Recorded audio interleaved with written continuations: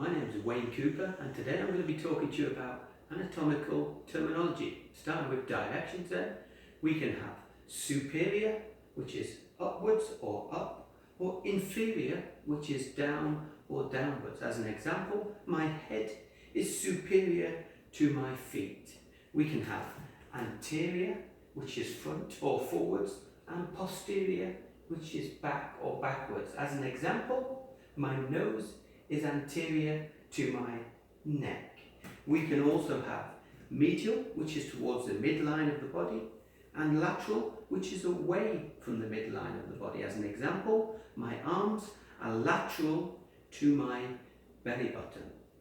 We can also have distal, which is away from origin of insertion, or we can have proximal, which is closer to the origin.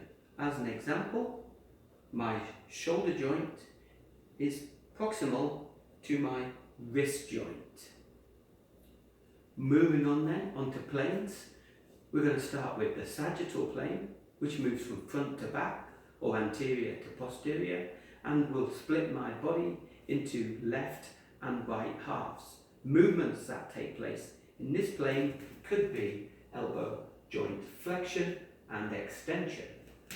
We also have a frontal plane, which bisects my body laterally, splitting it into two halves, an anterior and posterior half.